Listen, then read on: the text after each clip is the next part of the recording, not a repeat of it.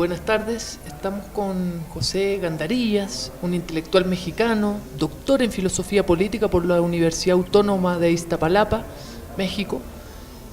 maestro en estudios latinoamericanos por la Facultad de Ciencias Políticas y Sociales de la UNAM, licenciado en Economía por la misma universidad,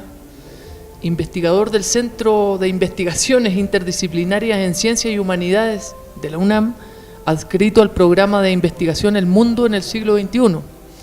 Además, el doctor Gandarilla ha impartido conferencias en prestigiosas universidades del mundo, siendo distinguido el año 2012 por el Gobierno de la República Bolivariana de Venezuela con el Premio Libertador Pensamiento Crítico.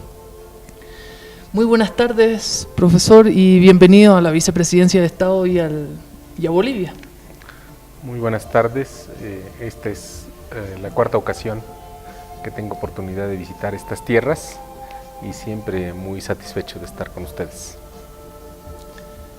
Bueno, con el profesor vamos a, como acostumbramos con los invitados que vienen a estas actividades Pensando el Mundo desde Bolivia, queremos reflexionar sobre algunos temas. Y el primero de ellos yo le comentaba que era el de pensamiento crítico. En febrero del 67 en Cuba se publicó una ya emblemática revista llamada Pensamiento Crítico. Y en Córdoba, poquitos años antes, José Aricó publicaba Pasado y Presente, pero casi 40 años antes estaba José Carlos Mariátegui en el Perú publicando su famosa Amauta. Quisiéramos comenzar este diálogo por algo bastante básico y elemental, y es preguntarle qué es eso que ha sido llamado el pensamiento crítico y cuál es su importancia en nuestros días. Bueno, qué bueno que has traído a referencia este conjunto de revistas que de algún modo u otro animaron y animan todavía parte del debate a propósito del pensamiento crítico en nuestra región. Sin embargo, yo acudiría a una dimensión en la cual la noción etimológicamente buscada de crítica tendría que ver con la conformación de una suerte de sentido o conciencia de parte del sujeto con relación a sus circunstancias. Es decir, lo que distinguiría a una persona de un sujeto que trata de desarrollar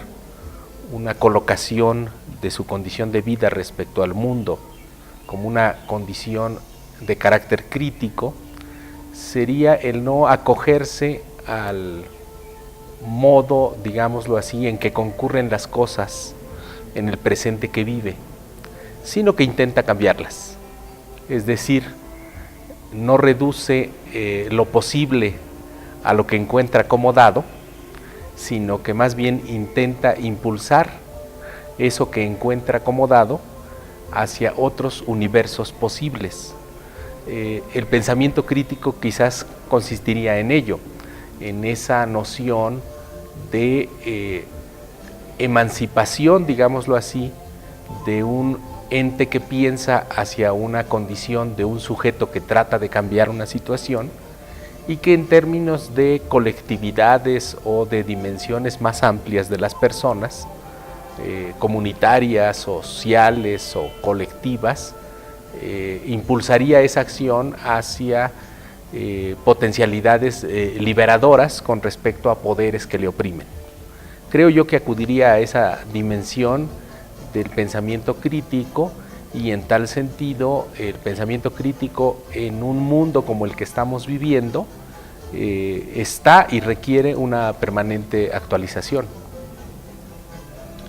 Perfecto. Uno de los cambios siempre, ayer hablábamos en coloquio, en conversatorio aquí, de esa necesidad, de ese requisito quizás de este sujeto transformador que partiría también desde la base cultural, ¿no? Y respecto a eso quería preguntarle,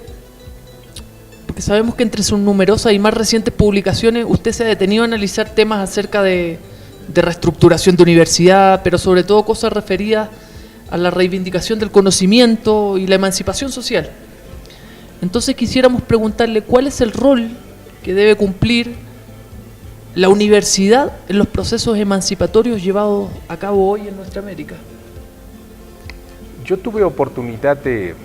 trabajar durante cerca de 6 años con Pablo González Casanova, el ex rector de la Universidad Nacional Autónoma de México. Y en aquel tiempo tuve ocasión de mirar desde dentro un conjunto de formas de trabajo dentro de la universidad y el modo en el que él establecía, podríamos decirlo así, una serie de nodos de investigación con reconocidos y prestigiosos intelectuales de muchos lugares del mundo.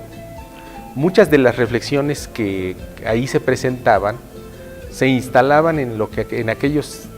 tiempos movilizaba la discusión en términos de la renovación de los paradigmas, los cambios en los procesos de conocimiento y el lugar de la propia universidad como la estructura de saber más propicia que en el proceso de la modernidad ha podido conformar una interlocución o diálogo, en ocasiones más logrado que en otras, de los distintos modos del saber, de las distintas racionalidades. Sin embargo, en la historia de la universidad, obviamente como en la historia de la modernidad y el capitalismo, se impuso una forma de esa racionalidad como la forma hegemónica o dominante, que intentó incluso, a veces con éxito, subordinar o subalternizar y a ratos casi expulsar a otro tipo de racionalidades. Me refiero a las modalidades de pensar la vida de los seres humanos en la Tierra con relación al problema de la moral o de la política, de la ética, o con relación a la apertura a la experiencia estética, la de las humanidades, la de las artes. La universidad está llamada a prodigar todo este conjunto de géneros de conocimiento, siempre y cuando se imponga una condición dialogal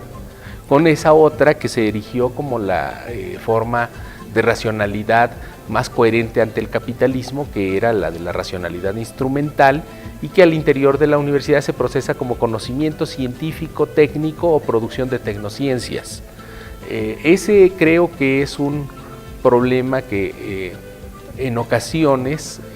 más aún en sociedades en donde se procesa la actualización de la modernidad como la recepción de técnicas y de tecnologías producidas en otros lados, se convierte en un verdadero problema, porque nuestras universidades tienen sí que acoger este conjunto de formas de conocimiento como formas de intervención del sujeto humano sobre sus realidades, sin que predomine, digámoslo así, exclusivamente una de ellas. Ese es mi modo de mirar un poco a través de estas experiencias que he ido adquiriendo en el proceso formativo y en los procesos en los cuales me ha tocado cierta labor de responsabilidad en la organización de eventos y demás, con relación a procurar un cierto equilibrio en estas modalidades de conocimiento y de intervención del ser humano en su universo social, porque considero que la universidad, además, en sociedades como las nuestras, constituye todavía un espacio conformador no solo de una subjetividad, podríamos decirlo así, ilustrada, emancipadora, rebelde, también se conforma en un espacio de cierta movilidad social, que al interior de la sociedad o de sociedades muy polarizadas ofrece oportunidades a ciertos sectores, los más desfavorecidos, de tratar de escalar posiciones en muchas veces sociedades muy jerárquicas que de otra manera lo imposibilitan, y también tiene un lugar muy importante con relación a superar ciertas condicionalidades de las relaciones económicas entre los países que harían que el conocimiento pertinente que ahí se pueda desarrollar sea cada vez más el que requieran nuestras sociedades para estar en mejores condiciones con relación a un mercado mundial como el capitalista, que es cada vez más exigente en esos terrenos y desde los que se propician ciertas modalidades de transferencia de valor o de dominación de los pueblos y de colectividades a través de estos instrumentos, ¿no? La ciencia, la tecnología, los saberes hegemónicos. Y respecto al capitalismo y a la crisis que se desata, digamos, que se produce en Estados Unidos a partir del 2008, que tiene un rasgo, conversábamos ayer, de tipo financiero, quizás una raíz provocada por el capital financiero. Y usted decía ayer que esa crisis del 2007-2008 aún perdura. Estados Unidos no ha podido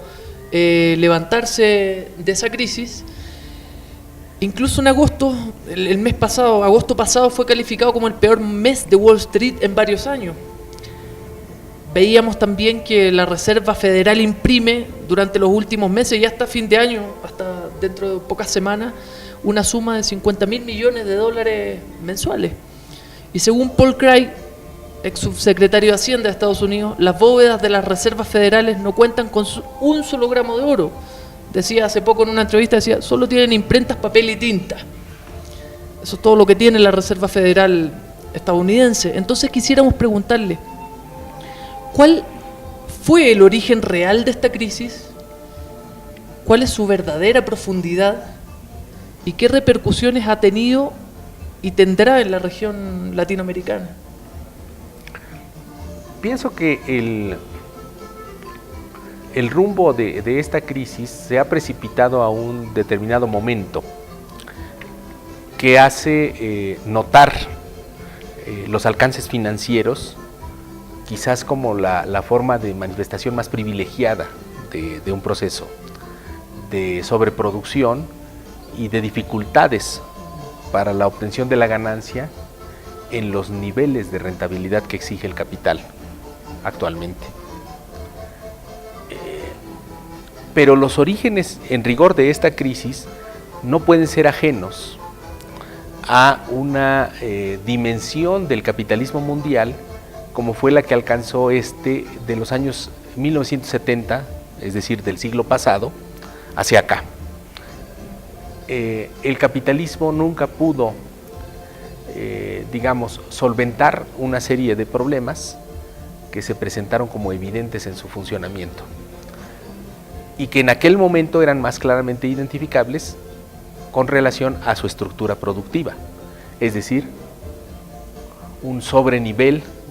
de la acumulación de capital, que se expresaba como sobreproducción de capital, es decir, muchos capitales intentando competir por extraer plusvalor que se realizase como ganancia en los sectores de punta que fueron despuntando entre los años 80 y en adelante como los sectores más importantes que ahora, fundamentan mucho del proceso capitalista y de la innovación dentro del capitalismo, ¿no? Los sectores de telecomunicaciones, de alta tecnología, de la electroinformática o de la biotecnología, sectores que requerían de inversiones amplias para fundamentar los procesos de competencia que instalaran a los capitalistas más desarrollados o a las zonas capitalistas más desarrolladas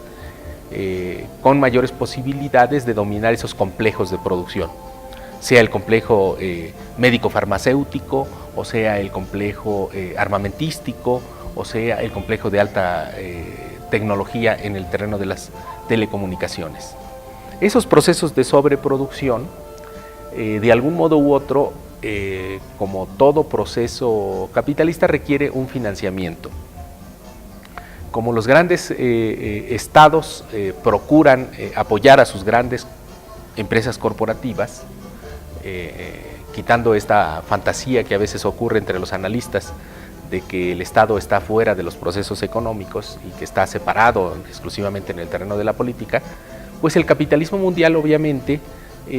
opera sinergias productivas en las cuales ese capitalismo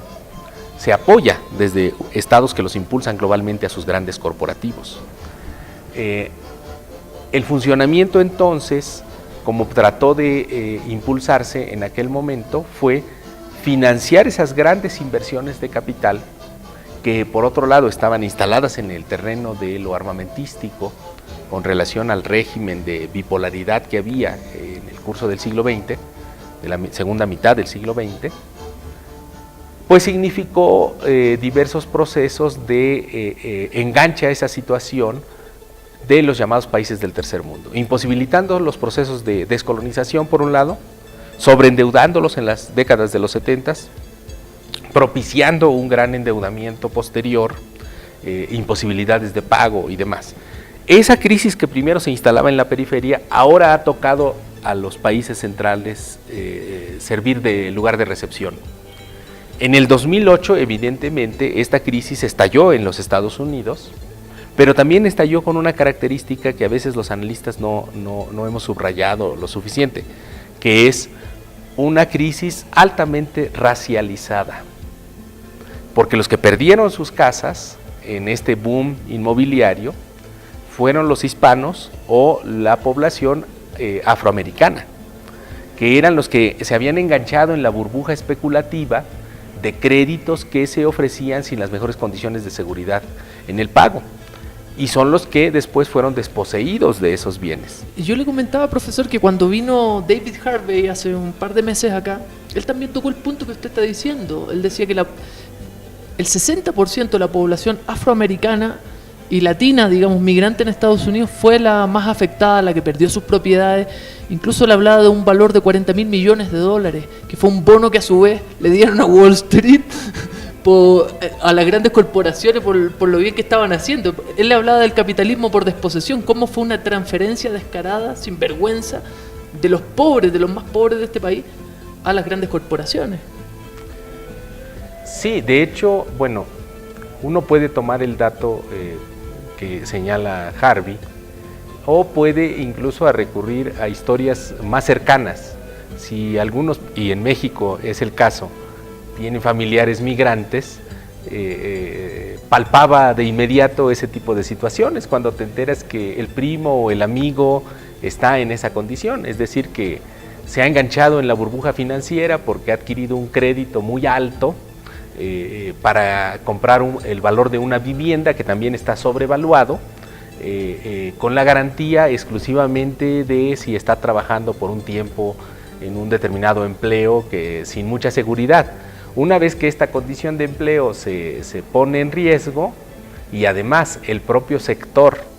real de la economía, es decir, el de la construcción y el de la vivienda,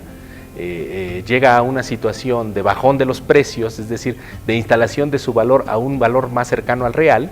el valor financiero evidentemente no hace ese mismo recorrido, sino que el que quedó endeudado queda endeudado con la sobrevaluación del valor financiero, porque corresponde a una burbuja que se ha estado inflando permanentemente, colocándose en diversos sectores, sea el endeudamiento de los estados primero en el tercer mundo, sea después el endeudamiento de sectores privados del tercer mundo, después puede ser el endeudamiento de los sectores de consumidores al interior del primer mundo, del llamado primer mundo, o después instalándose en el propio endeudamiento de los sectores bancarios como bancos centrales de los propios estados de los países que se consideran más desarrollados. Esto también ocurre en el caso de España, con el famoso proceso de las llamadas hipotecas sumergidas, es decir, gente que ha quedado endeudada, enganchado a una deuda con un valor muy alto de una vivienda que actualmente, si quisiera vender para desprenderse de esa deuda, no le alcanzaría el valor actual de la vivienda para cubrir el endeudamiento total. Eso exclusivamente lo que plantearía sería justamente la predominancia de ese aspecto financiero, porque lo que ha hecho es inflar burbujas artificiales que le dan salida al sobrecapital, una salida, digamos, efímera, inmediata, pero que no resuelve el aspecto en el terreno de la producción. Y simple y sencillamente es muy difícil resolverlo, dado que el capital pareciera que aspira a una resolución de ese problema, alcanzando una gratuidad de parte de la capacidad viva de trabajo en la entrega de esa su única mercancía en los procesos productivos. Así como en el siglo XIX subordinó, podríamos decirlo así, formal y realmente el proceso de trabajo inmediato al capital, es decir, el trabajo en la manufactura, actualmente el capital aspiraría a subordinar formal y realmente el trabajo general, el trabajo del comunitariado, el trabajo, digamos, de los científicos, de todo un conjunto de sujetos que han desarrollado un trabajo no exclusivamente inmediato, sino más bien mediado por toda la División Internacional del Trabajo, por la coordinación social del trabajo al interior de nuestras sociedades. Pero el proyecto del capital es a que la vida humana se entregase en gratuidad al capital, para que esa fuese su solución del proceso capitalista, para afianzar en ese sentido su nivel de rentabilidad. El otro proyecto por el que debemos aspirar es a construir una socialidad en la cual el trabajo sea mirado en su dignidad, como una aportación creativa a la sociedad y en tal sentido como una necesaria remuneración que trate de llevar los niveles actualmente abatidos del valor de la fuerza de trabajo hacia niveles de un mayor reconocimiento de su creatividad y de su dignidad, muy por el contrario a la tendencia del capitalismo. ¿Y cómo a uno le sorprende? Estas son políticas o quizás son, no sé si desviaciones económicas, no sé cómo llamarlas, que como usted dice se van engendrando desde fines de la década de los 70, con un proyecto que es hegemónico, digamos, global, que es el neoliberalismo. Pero ¿cómo funciona esa lógica? ¿Cómo llega a producirse? O sea, me explicó cómo se produce esta crisis del 2008, pero ¿cómo se llega a ese sin razón? Quisiera que nos explicara, donde es el propio sistema el que se está dando una estocada, digamos, y los propios economistas, ya han pasado 6 años, no han podido resolver el tema de la crisis. Incluso leíamos en una revista alemana donde hay teóricos, incluso el neoliberalismo, que hablan de la muerte del neoliberalismo por este mismo intervencionismo estatal actual, ¿no?, para tratar de salvar esta crisis. Veíamos que contra lo racional, incluso en este problema de la vivienda en Estados Unidos, en vez de entregarle dinero a la gente para que pudiera costear sus hipotecas, se le entregó a las mismas corporaciones que habían llevado la crisis, digamos, que habían detonado esta crisis. ¿Cómo se produce ese sin razón? Bueno, habría un proceso que sería un proceso global, es decir, que abarca al mundo entero, de lo que algunos autores han llamado un proyecto como de precarización global. Es decir, aquellos que tienen trabajos más estables, bajo contratos colectivos, con negociaciones más acordes a la calificación de su fuerza de trabajo, han sido expuestos a situaciones de mayor precariedad. Es decir, dificultando su contratación colectiva, nulificando sus derechos, reduciendo sus salarios, promoviendo contrataciones en regímenes de trabajo más desfavorecedores de la condición obrera. Eso es un proceso que está por todo el mundo. ¿Eso qué significa? No significa que quiebre todo el capital en un sentido de que se viene abajo, de un día para el otro o de un año para el otro. El capitalismo siempre en las crisis tiene ciertos sectores o ciertas regiones y zonas geográficas del capitalismo en donde hay ciertos capitales que saben solventar de mejor manera la crisis. Esto quiere decir, por un lado, que siempre puede estallar la crisis en un determinado polo del sistema, sea en las zonas del tercer mundo en su momento, pero hay dinamismo en la región central, o crisis en la región central, pero hay cierto dinamismo en las zonas emergentes. Por otro lado, esa sería una condición en el sentido de que se dificulta la acumulación de capital, sí, para el capital en su conjunto, sobre todo para los capitales que no tienen mayores posibilidades de instalarse en la lógica que va siendo la lógica dominante. Pero por el otro, hay grandes capitales, o el gran capital difícilmente puede ser visto como que sea afectado en esta crisis. Es decir, el gran capital que instaló sus sumas en la zona inmobiliaria como la burbuja preferida en ese momento, me atrevo a pensar, habría que hacer estudios más específicos, pero sus niveles de rentabilidad pueden haber sido acordes, salvo algunas quiebras que pudieron haber impactado, como en otras ocasiones, a grandes grupos corporativos, ¿no? Sea en el caso financiero, Lehman Brothers, o en el caso de un capital instalado en el sector de productor de computadoras y de innovaciones en ese tipo de lenguajes cibernéticos, como fue el caso de otra de las crisis en el año 2008, ¿no? En las empresas .com, pero gran parte del gran capital, el que está instalado en las zonas más altas de la rentabilidad y de su medida de inversión, de capital fijo, de su posesión accionaria, puede solventar esta situación.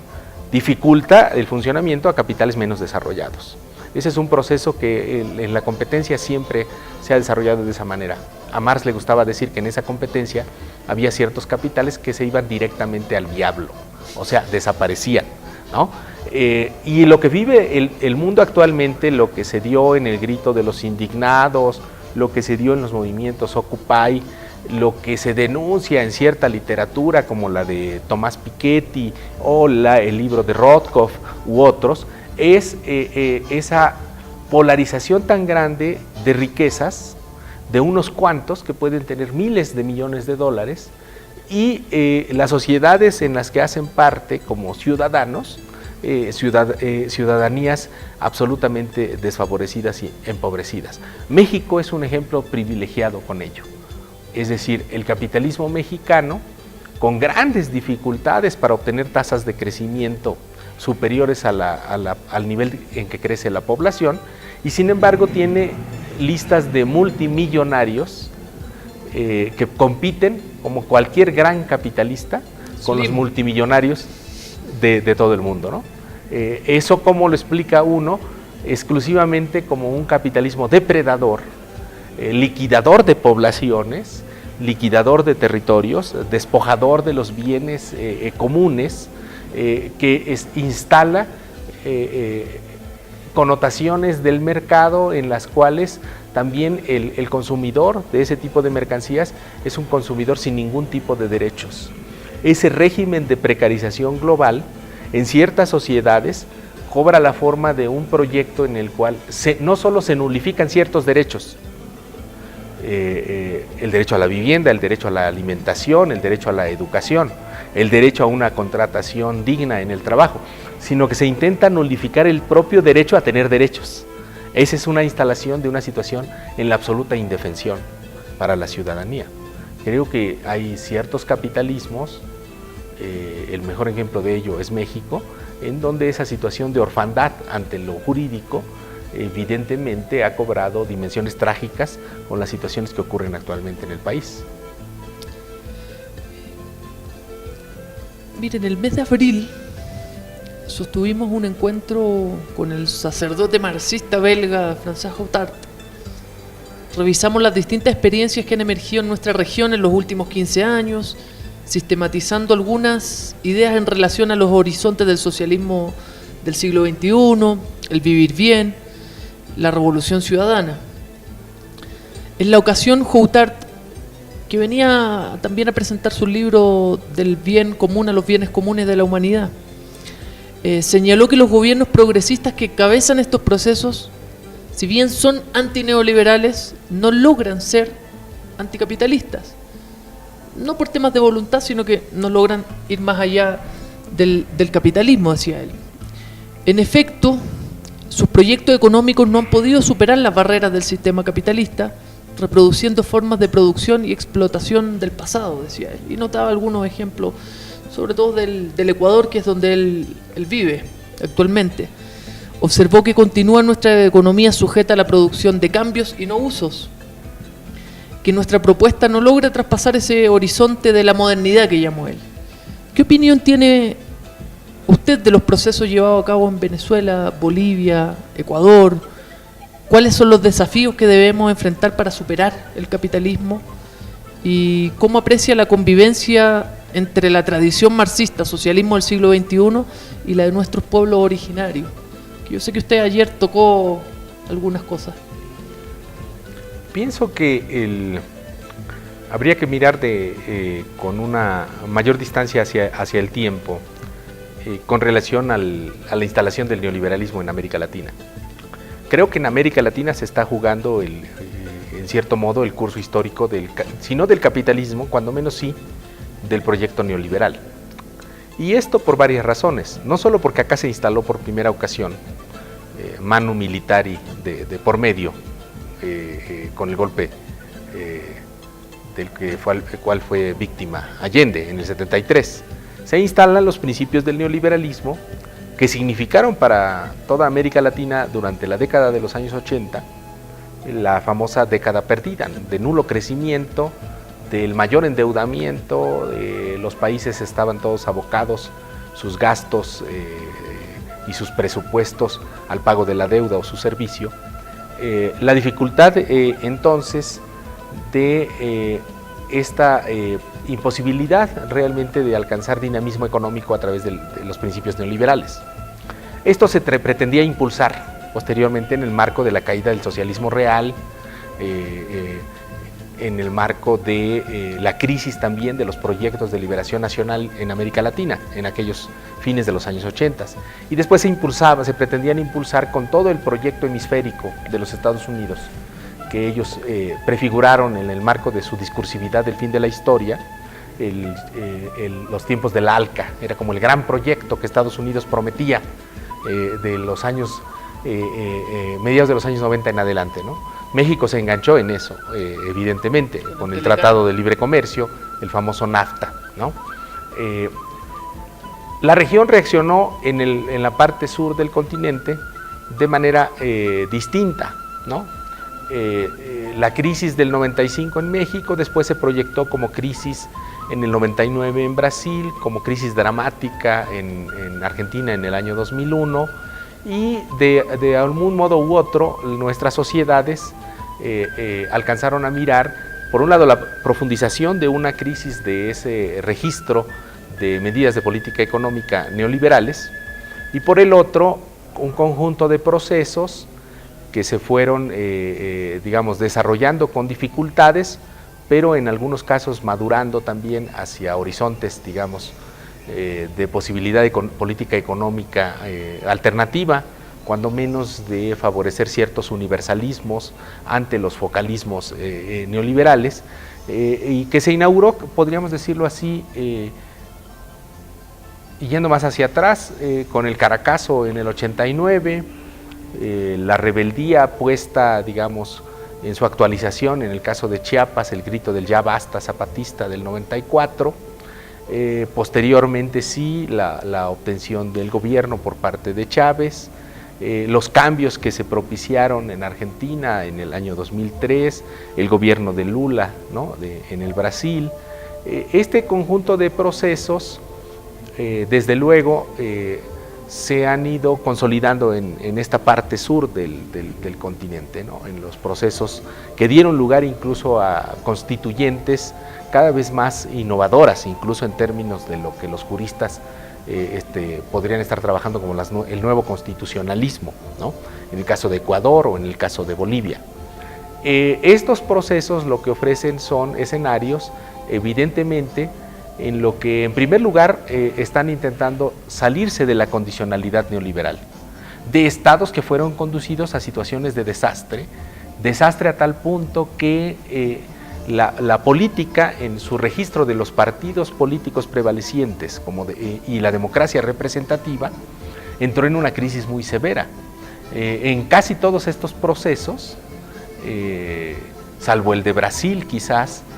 en todos había un registro en el cual una crisis muy fuerte de las estructuras partidarias, un desprestigio de esas estructuras partidarias, una crisis de la noción de representatividad en la política. Y en casi todas ellas, el surgimiento en paralelo o desde fuera de actores, de ciertos liderazgos también, que propiciaban la posibilidad de articulación de un nuevo bloque que le disputa la hegemonía al bloque anterior, al que ha entrado en crisis. Eso está ocurriendo en el proceso, no es un asunto que termine ni siquiera con las elecciones o con la renovación de los cargos, sino que plantearía un relevo en el sentido común, como un desplazamiento, digamos, hacia un sentido común que era neoliberal, hacia otro que puede plantearse como liberacionista o de un sentido de liberador, digamos, de la condición neoliberal anterior. Hasta qué punto pueda avanzarse depende del nivel de crisis al que entró cada una de estas sociedades y la posibilidad imaginativa y creativa que esos nuevos liderazgos puedan establecer con relación a, por un lado, salirse de la condicionalidad neoliberal, por otro, imaginar propuestas y políticas que instalen nuevas discusiones, una nueva reformulación del pensamiento de la dignidad humana, asociándose, claro, a los acervos intelectuales, a los acervos de pensamiento, a las gestas históricas que sirvan de imaginario para ilustrar o para iluminar el camino a seguir en ese proyecto. Desde luego, tú has apuntado a dos proyectos, podríamos decir. Uno, el que se formuló con muchos trabajos y dificultades, nominándole socialismo del siglo XXI, que tendría que establecer en ese sentido su relación con el llamado socialismo del siglo XX, con toda una tradición, digamos, de lo que sería ahí la conformación de sujetos liberadores en el marco de los procesos que tradicionalmente se asociaron al llamado socialismo real o a sus grandes intelectuales y proveedores de pensamiento, el campo marxista, las teorías críticas, en fin. Y por el otro está la recurrencia hacia una discursividad que hace suyo el pensamiento, la práctica, la memoria, el sustrato cultural de los pueblos originarios de nuestros continentes, en donde ya habría ahí la conformación de socialidades que reclaman universos y cosmovisiones que pueden resultar utópicos de acuerdo a la situación que hemos vivido en todo el curso de la segunda mitad del siglo XX y el inicio del siglo XXI, pero que pueden resultar, a la luz de la crisis capitalista como se está desenvolviendo, formulaciones muy acordes para detener la locomotora capitalista, para contener los niveles brutales de sobreproducción, para detener también las contenciones del sobreconsumo, es decir, para acudir a equilibrios más acordes con la condición de nuestro planeta, por ejemplo, con la condición de equilibrios más milenarios en las relaciones entre las poblaciones, que son los niveles a los cuales nos está conduciendo esa crisis. Creo yo que ahí incluso la tradición del pensamiento crítico latinoamericano, y volvemos a la pregunta inicial, tiene en sus grandes autores ejes de interpretación muy interesantes, en la línea de Mariátegui, en la línea del pensamiento que asocia la modernidad con la colonialidad. Yo creo que esa es una beta que hay que explorar, que actualmente se está desarrollando, no solo instalándose en las academias o en los espacios de pensamiento, sino que ya en los procesos que se anuncian en estas constituyentes, con dificultades, pero de algún modo u otro instalan este tipo de discusiones. Bueno, finalmente, para ir terminando, usted decía que necesitamos de creatividad. Se me venía a la mente esa discusión, ¿no?, del primer ministro tal vez de educación acá, que fue Simón Rodríguez, cuando decía inventamos o erramos, ¿cierto? O sea, o aquí inventamos que no sé, pero tenemos que inventar o nos vamos a equivocar. Pero para finalizar, queríamos preguntarle sobre la situación de México. Nos interesa, aquí hemos estado con bastantes actividades en la universidad, los movimientos sociales, hemos seguido muy atentos a todo lo que ha pasado en Ayotzinapa con los 43 estudiantes desaparecidos, pero también el tema de la privatización de ese gran símbolo de la Revolución Mexicana, que fue el petróleo que nacionalizó Lázaro Cárdenas, y con toda esa como corriente contra estos procesos, ¿no?, que encabeza a veces países como México, Perú, Chile, Colombia. ¿Cómo lee eso, pero particularmente el caso mexicano? Bueno, el caso mexicano es dramático por varias razones, pero también ofrece un campo de oportunidad. no porque acuda a esa vieja fórmula de que en toda crisis hay oportunidad, sino porque puede estarse articulando un proceso que en el mediano plazo pudiera dar lugar a la conformación de una fuerza política que pudiera relacionarse de mejor manera en los procesos de cambio que actualmente en México, pues en cierto modo fueron canalizados por una vía electoral que con muchas dificultades se instaló en el imaginario colectivo de nuestro país, acostumbrado a elecciones que no tenían sentido o a elecciones fraudulentas. Ese aspecto experiencial pues todavía está prevalente. Lo que ocurre en el país es dramático por la razón de que es como la punta de lanza, esa especie de condicionamiento geográfico inevitable que tenemos de la mayor frontera con los Estados Unidos, hace que sea la plataforma de impulso de su proceso o de su proyecto hegemónico, que trataría de responder justamente a estos procesos que de algún modo u otro tratan de salirse de la égida neoliberal y tratan de instalar nuevos procesos que acuden a distintos imaginarios liberadores. Estados Unidos, por supuesto, reacciona ante esos procesos como la potencia hemisférica y quisiera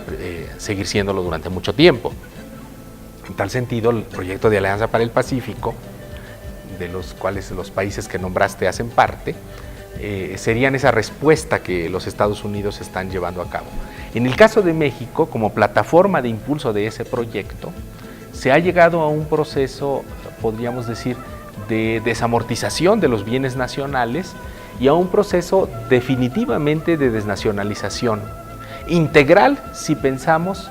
que ha afectado ya de suyo al sector más, no solo simbólicamente, sino en términos de la fiscalidad del Estado. Gran parte de los gastos del Estado mexicano dependían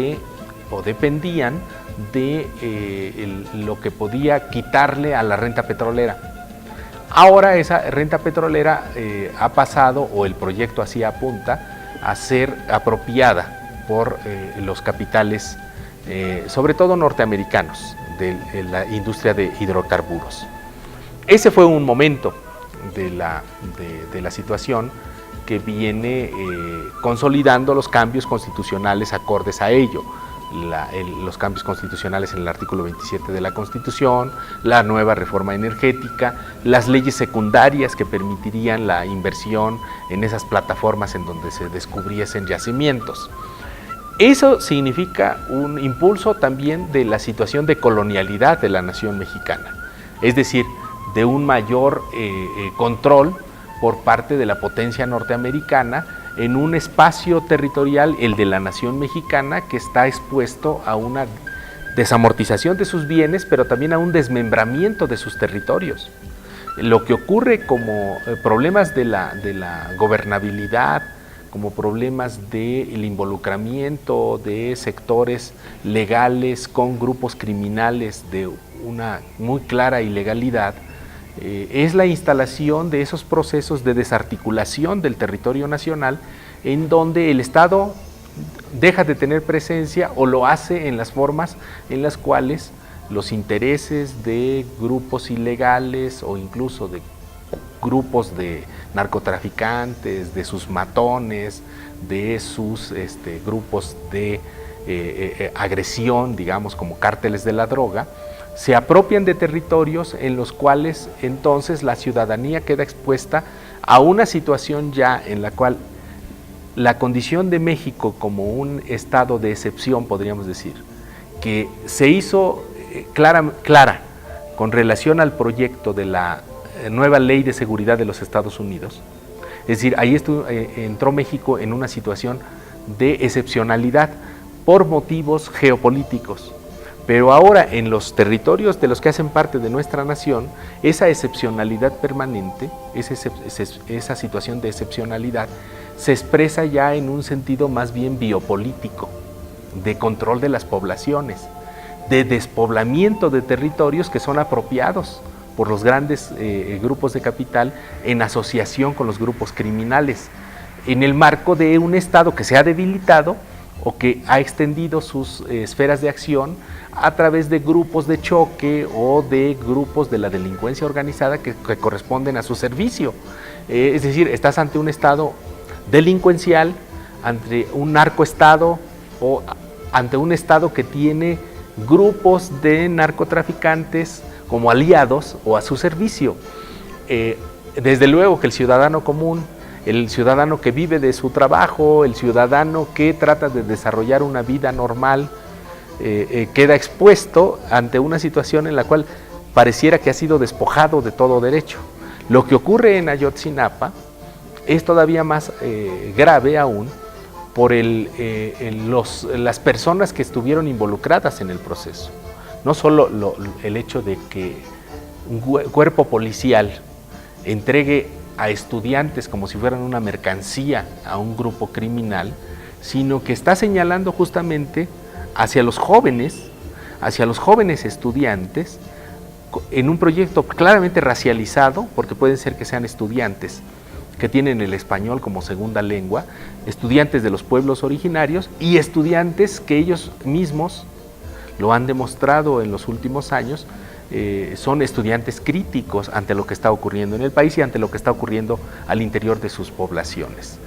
Estudiantes que ya habían sufrido, por lo demás, el ejercicio represivo del Estado en otros momentos, en Michoacán, el año pasado, en fin, en otros procesos, asociados también a esta especie de batalla en la que se instaló el Estado mexicano por desaparecer el normalismo como proyecto educativo en el país. Entonces, la tragedia de Ayotzinapa lo que apunta es a esa situación de agudizamiento de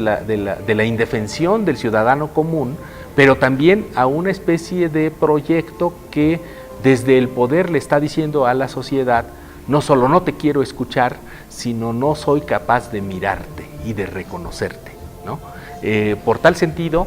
pues cuando los niveles de confrontación y de conflicto llegan instalados a esos niveles o rebasan esos umbrales, desde luego que la sociedad adquiere actos de conciencia que quizás de otra manera le llevarían años comprender.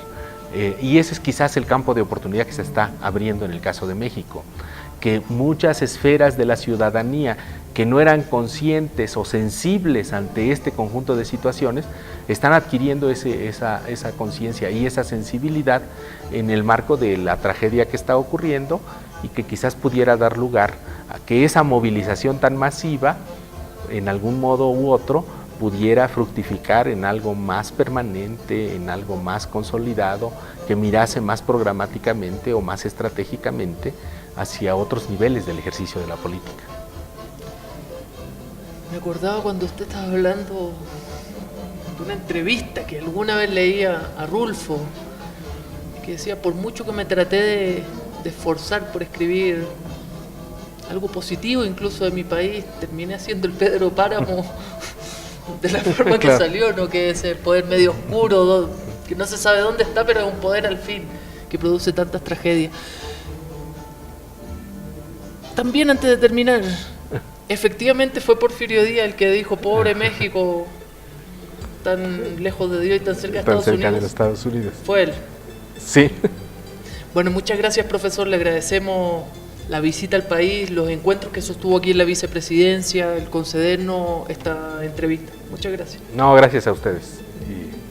y por vía de ustedes a quienes propiciaron el viaje en esta ocasión, y qué bueno que hayamos tenido oportunidad de conversar.